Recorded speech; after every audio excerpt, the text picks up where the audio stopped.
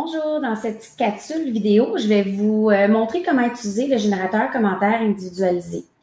Alors, merci d'abord à Josée Rivard-Cook, une enseignante là, qui a créé ce document, qui m'a donné la permission de le modifier à ma guise. Alors, je me suis permise là, de rajouter là, plusieurs matières et j'y ai apporté quelques petits changements pour vous. Alors, voici comment on doit procéder pour utiliser cet outil. La première étape, vous devez écrire le prénom de l'élève. Attention, vous ne pouvez pas copier et coller d'un autre document, un Google Sheet ou quoi que ce soit. Vous devez vraiment le taper vous-même. Vous identifiez si l'élève c'est une fille ou un garçon.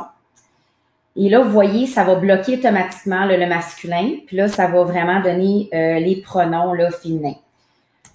Vous cliquez ici, ensuite, vous choisissez là, deux adjectifs là, qui représentent l'élève de votre choix.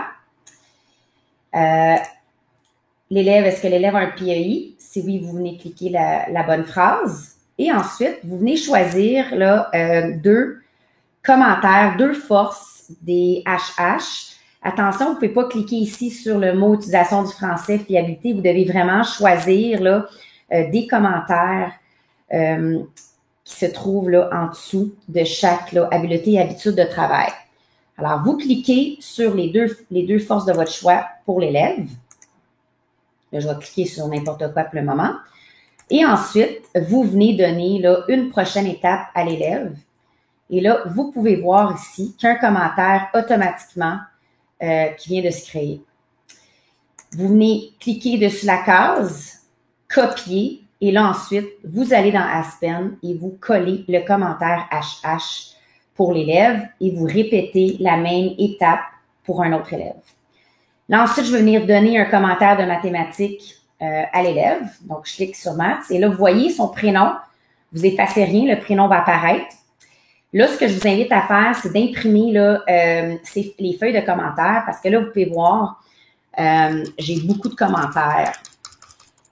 Ça peut prendre du temps là, quand même d'aller d'en haut en bas. Donc, je vous invite peut-être à avoir ça sur une feuille, à enlever les commentaires que vous n'aimez pas, à apporter des changements. Alors, ça, c'est vraiment là, des exemples de commentaires.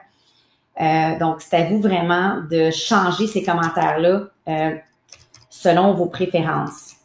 Si vous décidez de changer des commentaires, attention. Donc, si je clique sur le commentaire, vous devez vous assurer que le commentaire, il n'y a pas d'espace d'un bout à l'autre de la case. Très, très important qu'il n'y a pas d'espace parce que sinon, ça va faire des espaces dans votre commentaire.